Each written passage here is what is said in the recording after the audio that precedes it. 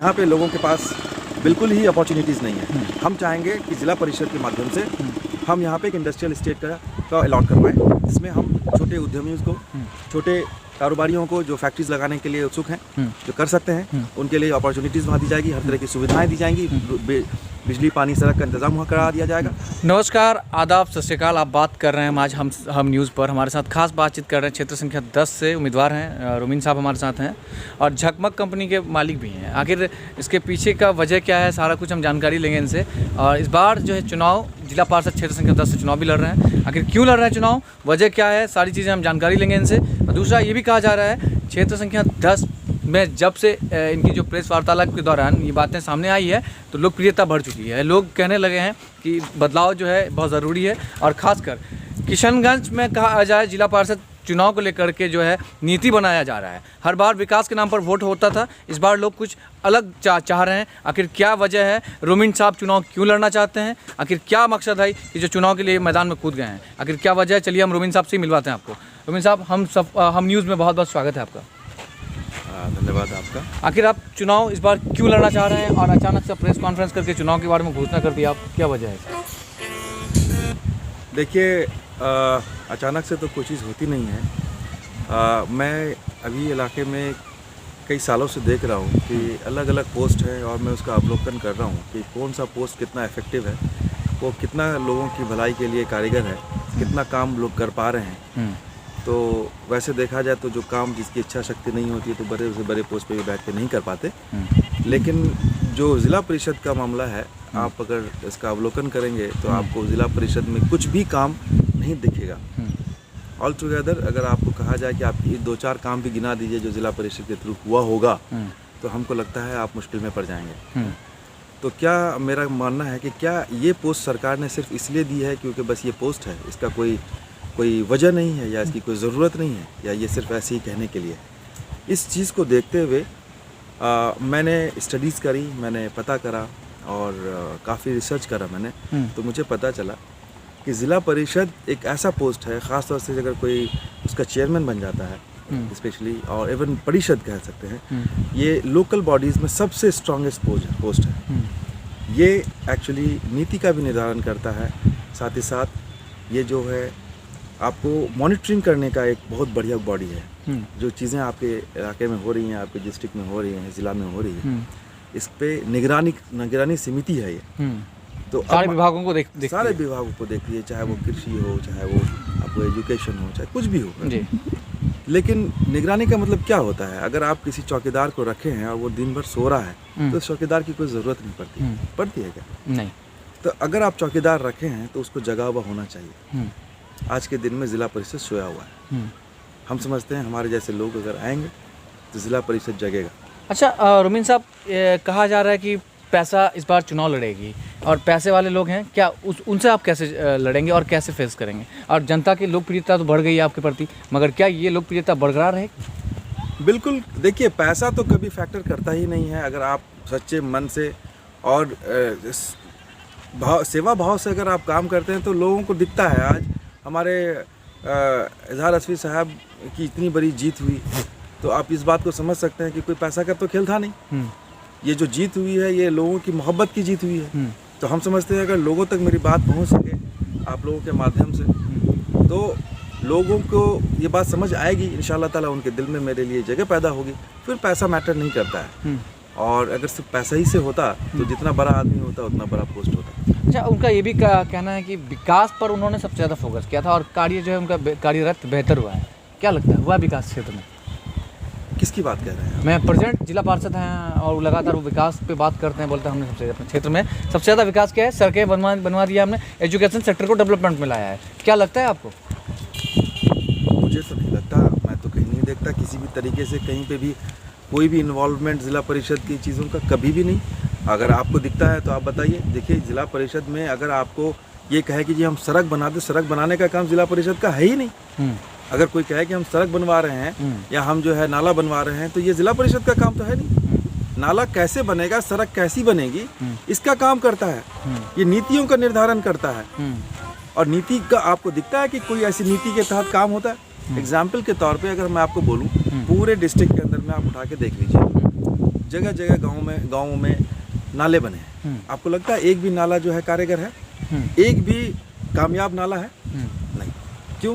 पैसे आए, लोगों ने नाले बना दिए जैसा उनको मतलब आप सीधा ये कह रहे हैं कि प्रशासन की ओर से जो व्यवस्था होती है वो खानापूर्ति की तरफ से ली जाती है, और इसमें प्रशासन की भी कहीं ना कहीं खानापूर्ति की वजह इस तरह का कार्य होता है, यही ना? देखिए, मैंने जैसे आपको बताया, एक एग्जाम्पल के तौर पे छोटी सी बात है। आप जो भी ज़िला के अंदर में किसी भी पंचायत के माध्यम से काम कराते हैं, उसका नीति का निर्धारण ज़िला परिषद के थ्रू होता है। डीएम साहब के ऑफिस से और ज़िला परिषद के ऑफिस से इस बात का निर्धारण होता है कि आपको इस बार ज़िला के अंदर में क्या क्या काम कराने हैं, किस तरह के काम कराने हैं। एग्जाम्पल के तौर पे अगर आपको, जैसे मैंने भी बताया कि नाले बनाने की बात करें, तो नाला किस तरह से बने, किन जगहों पे बने और उसका पर्पस क्या होना चाहिए, इस बात का नीति का निर्धारण अगर आप ऊपर कर देते हैं तो ज़िला में उसी तरह से काम होता है। आज मैं देख रहा हूँ, मैं सैकड़ों गाँव में घूम चुका अब तक, हर जगह नाले बने हैं, लेकिन सारे लोगों का यही कंप्लेन है कि भाई नाला तो बनाया, मेरे घर के सामने पानी लगता है। बताइए, अगर आपके पास एक आर्किटेक्ट ही नहीं होगा तो आप बनाइए कैसे स्ट्रक्चर?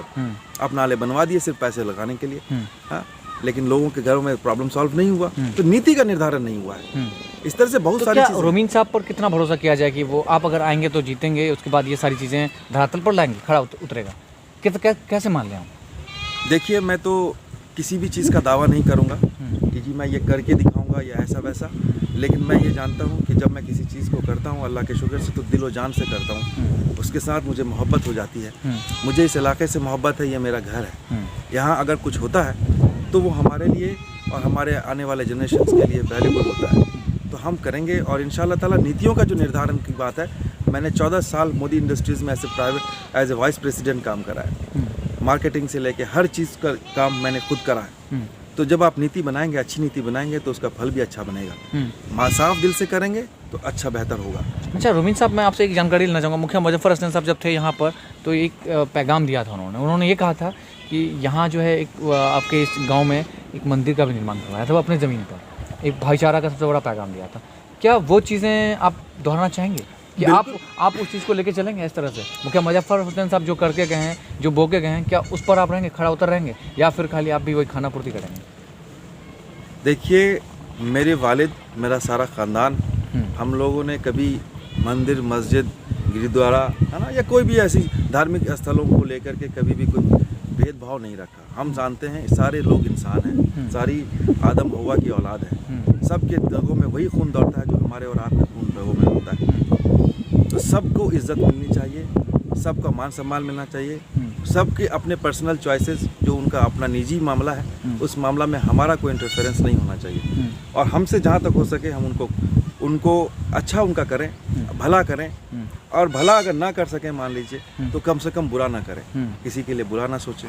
ये सारी चीज़ें हमारे खून में बसी हैं। हम लोगों ने, वालिद साहब ने मंदिर का निर्माण कराया, हम लोगों ने यहाँ हॉस्पिटल्स की ज़मीनें दी, हम लोगों ने पंचायत भवन, आपको BSNL, सारी चीज़ें आलता में मुहैया कराई हैं, अपने पैसे लगा के, अपनी ज़मीनें दे के, अपने खून पसीने को बहा के। इंशाअल्लाह ताला मौका मिलेगा अगर, तो हम किशनगंज डिस्ट्रिक्ट के लिए, खास क्षेत्र संख्या 10 के लिए हर वो भरसक प्रयास करेंगे जो मेरे वालिद साहब ने कमलपुर पंचायत के लिए करा था।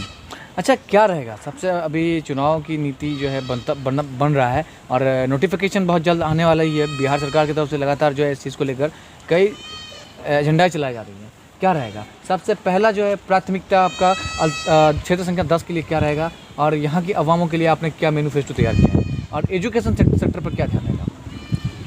देखिए, सबसे पहले यहाँ पे रोज़गार, हम लोगों को रोज़गार की उगाही करनी बहुत ज़रूरी है। जैसा आप देख सकते हैं, लोग हमारे यहाँ से पलायन कर जाते हैं, बाहर कमाते हैं, खाते हैं, लेकिन यहाँ पे लोगों के पास, यहाँ पे लोगों के पास बिल्कुल ही अपॉर्चुनिटीज़ नहीं है। हम चाहेंगे कि ज़िला परिषद के माध्यम से हम यहाँ पे एक इंडस्ट्रियल इस्टेट का अलॉट करवाएं, जिसमें हम छोटे उद्यमियों को, छोटे कारोबारियों को जो फैक्ट्रीज लगाने के लिए उत्सुक हैं, जो कर सकते हैं, उनके लिए अपॉर्चुनिटीज़ वहाँ दी जाएगी, हर तरह की सुविधाएं दी जाएंगी, बिजली, पानी, सड़क का इंतज़ाम वहाँ करा दिया जाएगा।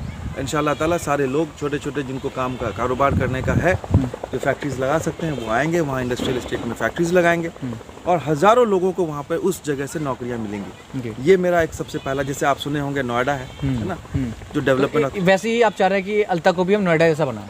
हम अल्ता की बात नहीं कर रहे हैं, हम कह रहे हैं कि डिस्ट्रिक्ट के अंदर में, हम कह रहे हैं क्षेत्र संख्या 10 के अंदर में कहीं भी दें, सरकार हमें एक ऐसी जगह दे जहाँ पे इंडस्ट्रियल स्टेट का डेवलपमेंट हो सके, वहाँ सड़क, पानी, बिजली का इंतजाम दे और हम लोग वहाँ पे लोगों को बुलाएंगे, अट्रैक्ट करेंगे कि आइए अपनी फैक्ट्रीज यहाँ लगाइए, ताकि हज़ारों लोगों को यहाँ पर रोजगार मिल सके। हम न्यूज़ बिहार के माध्यम से आप क्या कहना चाहेंगे, आप क्षेत्र संख्या 10 के अवामों को, यहाँ की जनता को? वक्त आ गया है, ज़िला परिषद भी काम की चीज़ है। आप लोगों से मेरा अपील है कि आप लोग इस दफ़ा वक्त को देखते हुए उनको वोट दें जो ज़िला परिषद में कुछ करने के लिए कुछ करना चाहते हैं, ना उनको जिनको आप लोगों ने पहले देख लिया और देखते ही आ रहे हैं, आज तक कोई चेंज नहीं मिला। तो vote for change, vote for some development. चलिए, बहुत बहुत शुक्रिया। हम बात कर रहे थे रोमिन साहब से, इन्होंने अपने साफ अल्फाज में कह दिए कि इस बार जो चुनाव होगा, बिहार पंचायती राज चुनाव को लेकर के इनकी जो तैयारी है वो सारी बारी से इन्होंने अपनी बातों को रखा है हम न्यूज़ बिहार पर। मैं किशनगंज से हम न्यूज़ बिहार के लिए संवाददाता मिन्हाज आलम।